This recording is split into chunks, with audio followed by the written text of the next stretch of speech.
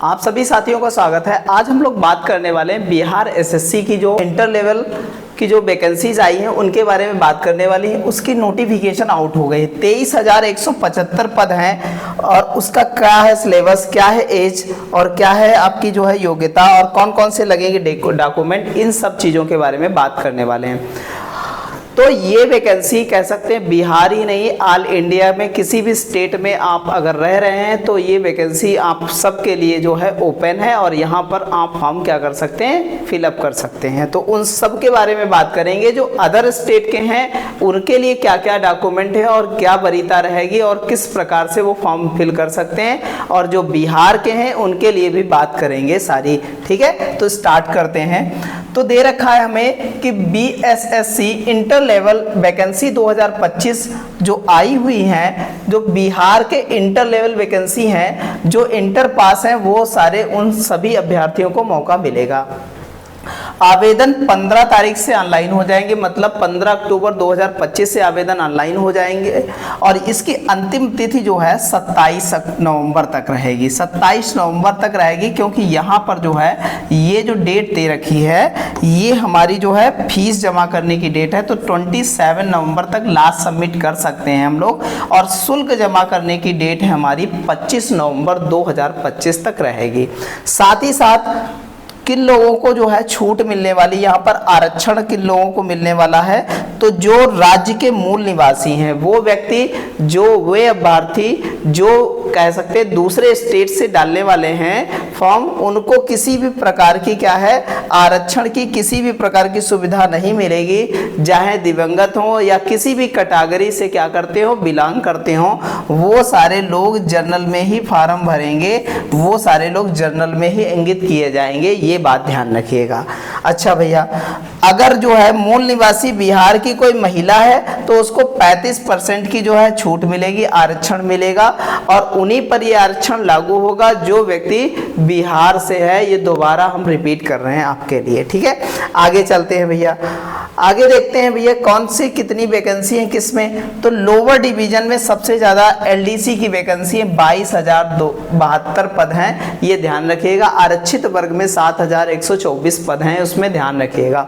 साथ ही साथ क्लर्क कम टाइपिस्ट 4 जो है वैकेंसी यहाँ पर एक आरक्षित वर्ग की है।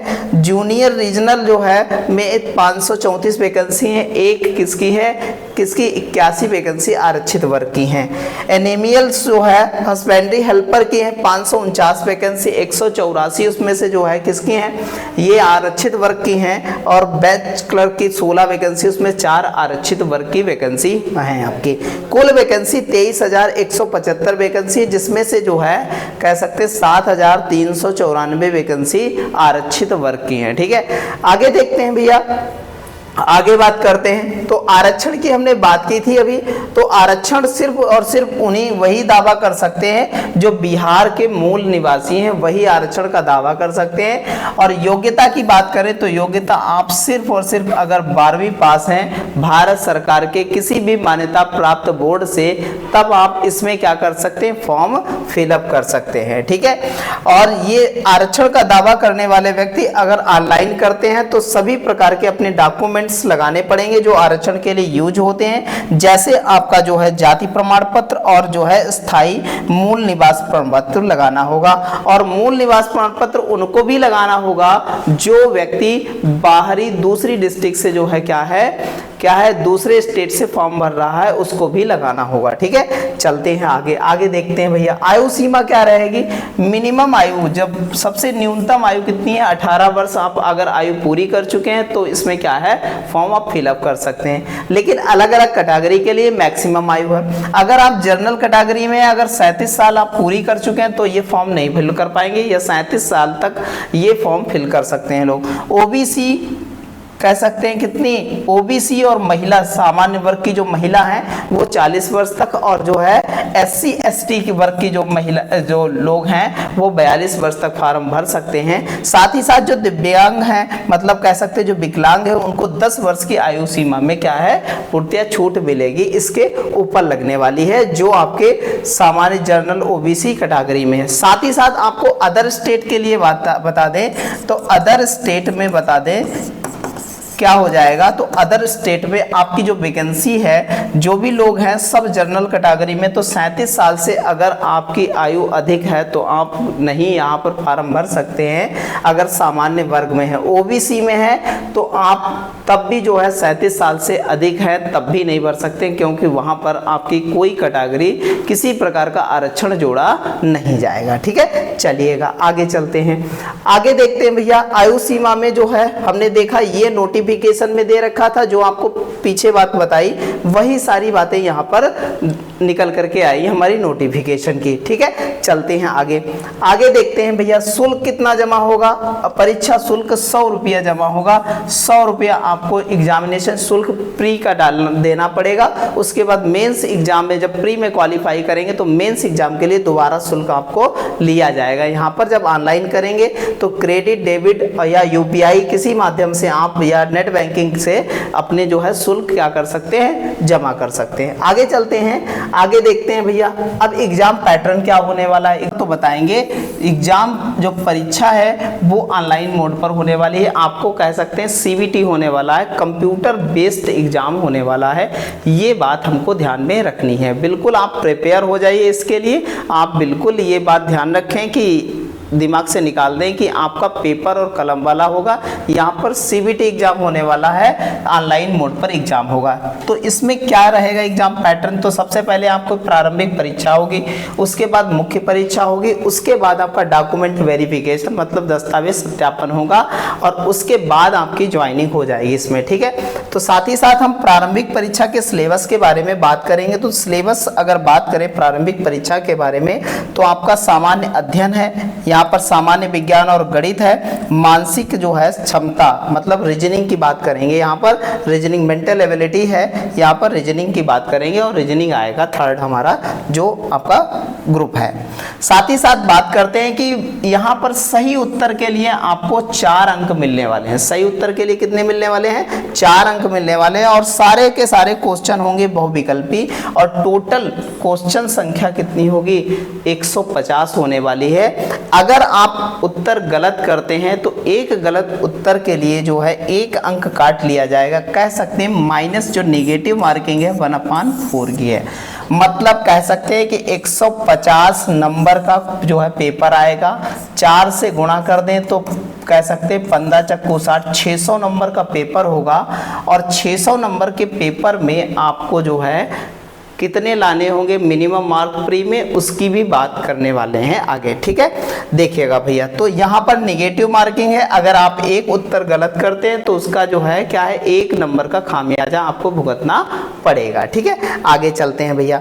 और पेपर की भाषा कैसी होगी, हिंदी और अंग्रेजी दोनों माध्यम में होगी, लेकिन अंग्रेजी अगर कोई डिस्टरबेंस होती किसी क्वेश्चन में तो अंग्रेजी माध्यम का जो प्रश्न होता है वही सबसे मान्य माना जाता है। ठीक है, चलिएगा आगे चलते हैं भैया। तो ये वर्ग बांटा गया आपका, देखो भैया, तो पहला क्या है सब्जेक्ट हमारा प्री का सामान्य अध्ययन, 50 क्वेश्चन इसके होने वाले हैं, 200 नंबर इसके होने वाले हैं। ठीक है, अगला है सामान्य विज्ञान और गणित, 50 क्वेश्चन इसके होने वाले हैं, क्वेश्चन होने नंबर होने वाले हैं 200। और अगला है हमारा मेंटल एबिलिटी, मतलब क्या है, मानसिक योग्यता परीक्षण, मतलब रीजनिंग होने वाली है, 50 क्वेश्चन इसके होने वाले हैं, टोटल 150 नंबर हैं, और 150 क्वेश्चन में टोटल नंबर हो जाएंगे कितने, 600 नंबर, और 2 घंटा 15 मिनट आपको मिलने वाला है इस क्वेश्चन पेपर को सॉल्व करने में प्री में। ठीक है, आगे चलते हैं। जब प्री का होगा तो प्री का सिलेबस देखते हैं आपका क्या क्या है। देखिएगा भैया, सामान्य अध्ययन की बात करें तो समसामयिकी मतलब करंट अफेयर है, भारतीय इतिहास है, भौतिक विषय है, जलवायु है, आपकी आर्थिक सामाजिक विकास है, गरीबी उन्मूलन है, आर्थिक विकास है। ये सारे टॉपिक किसके हैं, ये सारे टॉपिक यहाँ से देखा गया कि इकोनॉमिक्स के टॉपिक्स हैं। ठीक है, राजनीतिक वैज्ञानिक क्षेत्र का ज्ञान है, केंद्रीय राज्य कार्यपालिका है, न्याय व्यवस्था है, केंद्र व्यवस्था है, और सिटीजनशिप है, ये सब आपके स्टार्ट होते हैं पॉलिटी के पॉइंट। और यहाँ पर नागरिकों के लिए मौलिक अधिकार, मौलिक कर्तव्य है। खेल, ये स्टैटिक्स का टॉपिक है। यहाँ पर महत्वपूर्ण घटनाएं जो भारत में, जो इतिहास में घटी हुई हैं, भारत और पंजाब के जो है स्वतंत्र एवं सामाजिक आंदोलन तथा प्रशासनिक कानून, किसका, बिहार का प्रशासनिक कानून भी आपको पढ़ना यहाँ पर पड़ेगा। ठीक है, आगे बात करते हैं अगले। उसके बाद हमारा विज्ञान का पाठ्यक्रम क्या है, तो आपकी फिजिक्स आने वाली। फिजिक्स में मैकेनिज्म है, आपके जो है मोशन रूल्स है, मतलब गति के नियम है, कार्य है, ऊर्जा है, शक्ति है, ग्रेविटी है, घूर्णन है, और आपका जो है कह सकते हैं द्रव्य यांत्रिक है। ऊष्मा गतिकी है, ऊष्मा गतिकी के नियम है, मतलब ऊष्मा गतिकी के ऊष्मा के बारे में सारा कुछ पढ़ना है यहाँ पर। दूसरा विद्युत एवं चुंबक है, यहाँ पर आवेश के बारे में जानना, विद्युत धारा के बारे में जानना, परिपथ के बारे में जानना, चुंबक के बारे में जानना, ये चुंबकत्व के बारे में जाना, ये सारी चीजें जाननी। प्रकाशिकी है तो हम कह सकते हैं एक मैकेनिज्म, एक ऊष्मा और एक विद्युत चुंबकत्व तथा एक लाइट वाला चैप्टर है। ये 4 चैप्टर आपको देखने को मिलते हैं, किसमें देखने को मिलते हैं, फिजिक्स में। अगर आपकी केमिस्ट्री की बात करें तो एटॉमिक स्ट्रक्चर, मतलब कह सकते हैं परमाणु संरचना यहाँ पर जो है देखने को मिलेगा। परमाणु मॉडल के बारे में पढ़ना पड़ेगा, इलेक्ट्रॉनिक विन्यास पढ़ने पड़ेंगे, ये सारी चीजें आएंगी। रासायनिक बंधुता यहाँ पर आएगी, आवर्त सारणी आएगी, और यहाँ पर केमिकल रिएक्शंस आएंगे, और यहाँ पर पदार्थों की अवस्था, पदार्थ की 3 अवस्था होती है मुख्यतः, और वैसे अगर देखा जाए तो मूल रूप से 3 अवस्था, वैसे 5 अवस्थाएं पदार्थ की होती। ये सब यहाँ पर ठोस, द्रव, गैस और जो है बोस आइंस्टाइन कंडेंसेट, और आपको देखना पड़ेगा कौन सा, माइक्रोप्लाज्मा, ये सारी अवस्थाएं देखने पड़ेंगी। ये सारा कुछ यहाँ पर पढ़ना पड़ेगा, साथ ही साथ आदर्श गैस भी पढ़नी पड़ेगी। आगे जीव विज्ञान की बात करते हैं तो कोशिका पढ़ेगी, आपको कोशिका पढ़नी पड़ेगी, अनुवांशिक गुण पढ़ने पड़ेंगे, जो मेंडल डीएनए आरएनए के बारे में, और यहाँ पर कोशिका और ऊतक वगैरह सारी चीजें पढ़नी पड़ेंगी। मानव शारीरिक विज्ञान, मतलब पाचन तंत्र है, श्वसन तंत्र है, प्रसंचन तंत्र है, मतलब पूरी विज्ञान आपको पढ़नी है, बायोलॉजी पूरी। ठीक है, पादप भी पढ़ना है, पशु चिकित्सा विज्ञान भी पढ़ना है, सारी चीजें यहाँ पर देखने को मिलेंगी आपको। साथ ही साथ मैथमेटिक्स, अंकगणित की बात करें तो यहाँ पर आपको देखने को मिलेगा नंबर सिस्टम का सारा टॉपिक पूरा देखने को मिलने वाला है। साथ ही साथ आपको सरलीकरण, बोर्ड मास, दशमलव भिन्न देखने को मिलेगी, साथ ही एलसीएम एचसीएफ वाला चैप्टर भी आपको देखने को मिलेगा इसके अंतर्गत। आगे बात करते हैं मैथमेटिक्स में बीजगणित में क्या क्या आने वाला है, तो मूल पहचान, बहुपद आने वाले हैं, समीकरण आने वाली हैं, इसमें असमानताएं वाले हल, ग्राफ आने वाले हैं, ये सारी चीजें यहाँ पर देखने को मिलेंगी। ज्योमेट्री में आपको बिंदु, रेखा, कोण, त्रिभुज और जो है वृत्त और बहुभुज के बारे में पूछा जाएगा। और आपको जो है लास्ट में आपको बताएं डेटा के बारे में, मतलब कह सकते हैं डीआई आने वाली है मैथमेटिक्स में। इतना जो है मैथमेटिक्स का सिलेबस है। आगे बात करें अगर तो मिक्स्ड में क्या आएगा, देखो यहाँ पर ब्याज आएगा, साधारण ब्याज, चक्रवृद्धि ब्याज आने वाला है, और यहाँ पर प्रॉफिट एंड लॉस, यहाँ पर जो है परसेंटेज आने वाला है, वर्क एंड टाइम आने वाला है, और ये सारी चीज़ें यहाँ पर देखने को मिली। इफिशिएंसी के आधार पर सारी चीज़ें देखने को मिलेंगी। साथ ही साथ आपकी जो रीजनिंग में है, बैठने की व्यवस्था, वेन डायग्राम और संख्या क्रम, अंकी तर्क शक्ति, अंकी श्रृंखला और जो है गैर मौखिक श्रृंखला और कोडिंग डिकोडिंग, ये सारी समस्याएं यहाँ पर रीजनिंग में देखने वाली हैं। ये सारी चीज़ें रीजनिंग में आने वाली हैं। आगे बात करते हैं, अब हम बात करते हैं कि अगर प्री में आपको क्वालिफाई होना है तो किस वर्ग के व्यक्ति को कितना नंबर लाना होगा। अब आप बहुत अच्छे से मैथमेटिक्स आती है तो बहुत अच्छे से समझेंगे। 600 नंबर का जो है 600 नंबर का प्री एग्जाम होने वाला है। इतनी बात समझ में आई सभी को। अच्छा, जो जनरल कैटेगरी का पर्सन होगा उसको 40% मिनिमम अंक लाने पड़ेंगे, तब वो प्री में क्वालिफाई करेगा। तो 40% का मतलब है 600 का 40% मतलब 6 चौक 24, 240 नंबर लाने पड़ेंगे। ये अनिवार्य है 600 में से। अगर आप 240 नहीं ला पाते हैं जनरल कैटेगरी के तो वो व्यक्ति क्या होगा, क्वालिफाई नहीं कर पाएगा। ठीक है। साथ ही साथ अगर बात करें हम पिछड़ा वर्ग की ओबीसी, अब देखो ये जो है कह सकते हैं 240 नंबर चाहे उस स्टेट का, चाहे बिहार का हो, चाहे अदर स्टेट का कोई जनरल वाला हो और चाहे अदर स्टेट का किसी भी कैटेगरी का व्यक्ति हो, वो इतने नंबर लाने उसको अनिवार्य होंगे, तभी वो प्री क्वालिफाई करेगा। साथ ही साथ आपको बता दें पिछड़ा वर्ग जो बिहार का होगा बच्चा, वो कितने नंबर लाएगा, वो लाएगा आपके 6 पंचे 30 का 0 हासिल बचा, 3 और 6 छंग 36, 3 39 और 6 तियाँ 18, 18 और 3 कितना हो जाएगा, 18 और 3 कितना हो जाएगा, तो बताएंगे 21। तो मतलब कह सकते हैं कि भैया हमारे पास 219 नंबर ओबीसी वाले को लाना होगा। ठीक है, अगर बात करें बिहार के जो अन्य पिछड़ा वर्ग के व्यक्ति हैं वो लाएंगे कितने, 219 नंबर, और जो कह सकते हैं कि जो एससी वाले हैं वो कितने नंबर लाएंगे, तो कह सकते हैं 6 चौक 24 हो जाएगा और 6 तियाँ 18, 2 20 हो जाएगा, तो उसको 204 नंबर लाने होंगे कह सकते हैं।